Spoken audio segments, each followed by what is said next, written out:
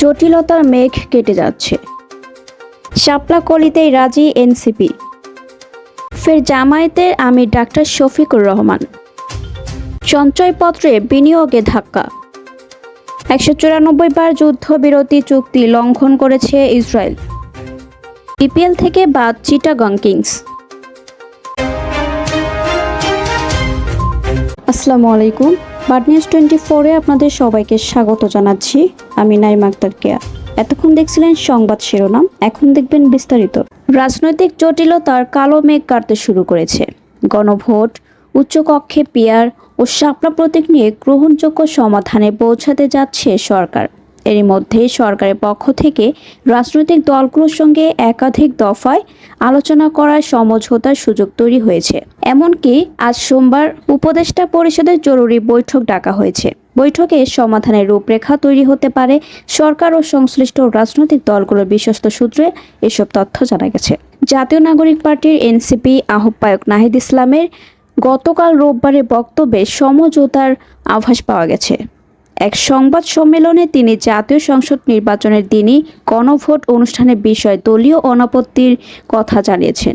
তার নেতৃত্বাধীন দল ইতিমধ্যে শাপলাকলি প্রতীকটি তাদের পছন্দক্রমভুক্ত করে নির্বাচন কমিশনকে চিঠি দিয়েছে। এদিকে সরকারও পুরোপুরি নির্বাচনমুখী হয়ে উঠেছে। সরকারের পক্ষ থেকে গতকাল ত্রয়োদশ জাতীয় সংসদ নির্বাচনের ক্যাম্পেইনের প্রথম টিজার প্রকাশ করা হয়েছে।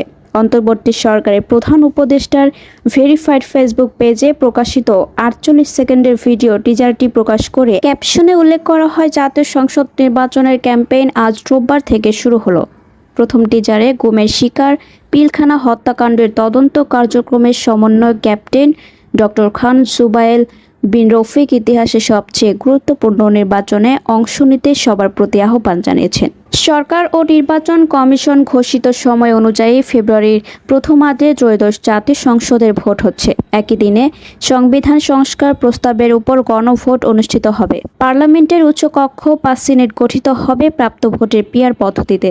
সাংবিধানিক সংস্কারের বিষয়গুলো 270 দিনে বাস্তবায়ন না হলে স্বয়ংক্রিয়ভাবে সংবিধানে অন্তর্ভুক্ত হয়ে যাবে। জুলাই সনদ বাস্তবায়ন সুপারিশের এই বিধানও বিলুপ্ত হচ্ছে। এর বাইরে ডক্টর ইউনূসের নেতৃত্বাধীন অন্তর্বর্তী সরকারের সব কার্যক্রমের বৈধতার বিষয়টিও অন্তর্ভুক্ত হতে পারে গণভোটে। নেট অব ডিসেন্ট রেখে স্বাক্ষরিত জুলাই সনদ পরিবর্তন করে জুলাই আদেশ জারি নিয়ে যে বিতর্ক ও জটিলতা দেখা দিয়েছে, সেটা নিরসনে গুরুত্বপূর্ণ কয়েকটি বিষয়ের উপর গণভোট অনুষ্ঠানের সিদ্ধান্ত আসতে পারে। আজ উপদেষ্টা পরিষদের বিশেষ বৈঠক। আজ সকালে প্রধান উপদেষ্টার কার্যালয়ে উপদেষ্টা পরিষদের বিশেষ বৈঠক হবে বলে জানা গেছে। প্রধান উপদেষ্টা ডক্টর মোহাম্মদ ইউনূসের সভাপতিত্বে অনুষ্ঠেয় বৈঠকে জুলাই সনদ বাস্তবায়ন, গণভোট ও উচ্চকক্ষে পিয়ার নিয়ে আলোচনা হওয়ার কথা আছে। বৈঠক শেষে দুপুর 12টায় গণমাধ্যমকে বিস্তারিত জানানো হবে। ইতোমধ্যে সংবাদ সম্মেলনের জন্য সাংবাদিকদের আমন্ত্রণ জানানো হয়েছে।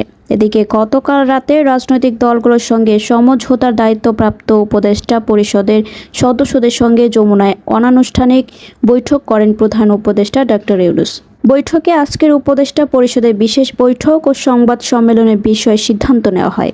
উচ্চকক্ষে মোট ভোটের উপর পিয়ার পদ্ধতির বিষয়ে জোর আপত্তি আছে বিএনপির। অন্যদিকে জামায়াতের দাবি সংসদ নির্বাচনের আগেই চলতি নভেম্বরে গণভোট আয়োজনের।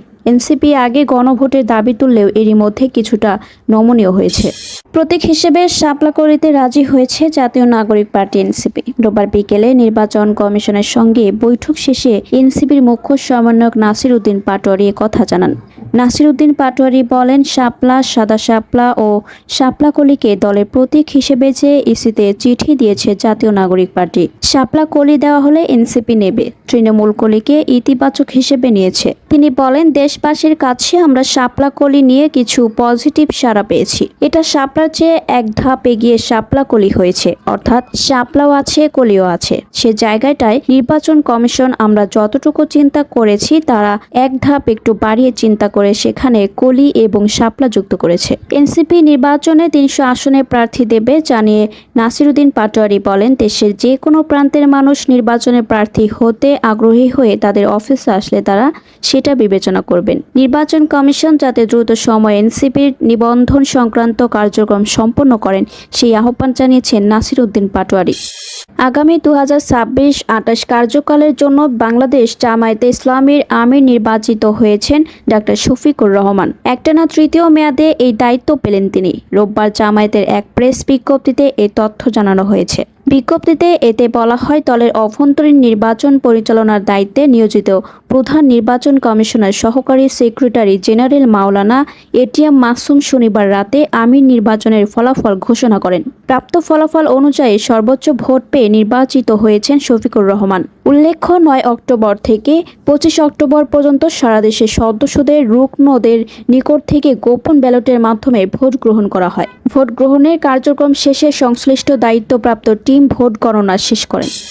ব্যাংক খাতে আমানত বাড়লেও সঞ্চয়পত্রে বিনিয়োগে বড় ধাক্কা লেগেছে। এ খাতে মানুষের বিনিয়োগে আকর্ষণ কমে যাচ্ছে। চলতি বছরে সেপ্টেম্বর মাসে সঞ্চয়পত্রে নিট বিনিয়োগ এসেছে মাত্র 337 কোটি টাকা, যা গত বছরের একই সময়ের চেয়ে 96% কম। গত বছরের সেপ্টেম্বর নিট বিনিয়োগ এসেছিল 8,332 কোটি টাকা। বাংলাদেশ ব্যাংকের হালনাগাদ প্রতিবেদনে এ তথ্য উঠে এসেছে। খাত সংশ্লিষ্টরা বলছেন, ব্যাংক ঋণের সুদ হার বৃদ্ধি পাচ্ছে। এতে ব্যাংকগুলো এখন আমানতকারীদের বাড়তি সুদ দিতে পারছে। এজন্য মানুষ এখন ব্যাংকে টাকা রাখছে।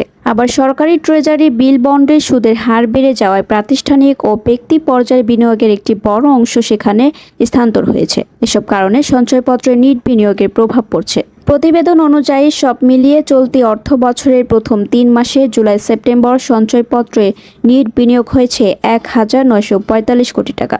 এটি গত অর্থ বছরের প্রথম 3 মাসের চেয়ে 52.68% কম।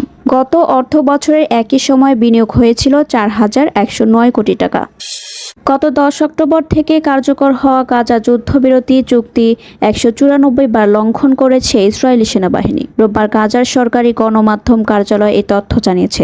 ইসরায়েলের যুদ্ধবিরতি ভঙ্গের বিষয়ে মধ্যস্থকারীদের কাছে প্রতিদিনই প্রতিবেদন জমা দেওয়া হয় বলে জানিয়েছে গাজা কর্তৃপক্ষ। গাজার সরকারি গণমাধ্যম কার্যালয়ের পরিচালক ইসমাইল আল থাওয়াতে আনাদোলুকে বলেছেন, এসব লঙ্ঘনের মধ্যে রয়েছে তথাকথিত হলুদ রেখা অতিক্রম করে ইসরায়েলি বাহিনীর অনুপ্রবেশ, চিকিৎসা সরবরাহ, ওষুধ এবং তাঁবু গাজায় প্রবেশ বন্ধ করা, পাশাপাশি গুলি, গোলাবর্ষণ, সামরিক অনুপ্রবেশ তো রয়েছে। থাওয়াতে বলেন, চুক্তি কার্যকর হওয়ার পর থেকে এখন পর্যন্ত দখলদার বাহিনী 194 বার যুদ্ধবিরতি লঙ্ঘন করেছে। আমরা আশা করেছিলাম যে এই চুক্তি স্বস্তি বয়ে আনবে। তিনি আরও বলেন, তারা এই লঙ্ঘনের বিষয়ে মধ্যস্থকারীদের কাছে প্রতিদিন প্রতিবেদন জমা দেন। বিপিএলে দল নিতে আগ্রহ প্রকাশ করা প্রতিষ্ঠানগুলোর সঙ্গে প্রাথমিক বৈঠকে ডাক পায়নি চিটাগং কিংস। তখন থেকেই শোনা যাচ্ছিল বিপিএলে ফ্র্যাঞ্চাইজি পাওয়া হচ্ছে না তাদের। সে শঙ্কাই সত্যি হয়েছে। প্রাথমিক বাছাই তাদেরকে বাদ দিয়েছে বিসিবি। গত বিপিএলে রানার্স আপদের সঙ্গে বাদ পড়েছে সবশেষ কয়েক আসরের নিয়মিত দল খুলনা টাইগার্স। এছাড়া বাদ পড়াদের তালিকায় আছে নোয়াখালী ফ্র্যাঞ্চাইজি নিতে আগ্রহ প্রকাশ করা বাংলা মার্ট। প্রয়োজনীয় কাগজপত্র জমা না দেওয়ায় প্রাথমিক বাছাই পার করতে পারেনি প্রতিষ্ঠানগুলো। প্রয়োজনীয় কাগজপত্র প্রদানে ব্যর্থ হওয়ার পাশাপাশি চিটাগং কিংসকে নিয়ে আছে আরও অভিযোগ। বিপিএলে প্রথম 2 আসরের পাশাপাশি 11তম আসরেও তাদেরকে নিয়ে আছে নানান অভিযোগ। এসবের ভিত্তিতে দলটিকে বাদ দেওয়া হয়েছে বলে জানান বিসিবির আইনজীবী ব্যারিস্টার মাহিন এম রহমান। এতক্ষণ আমাদের সাথে থাকার জন্য আপনাদের সবাইকে ধন্যবাদ। পরবর্তী সংবাদ দেখার জন্য আমন্ত্রণ এবং সাবস্ক্রাইব করে বার্ড নিউজের পাশে থাকুন।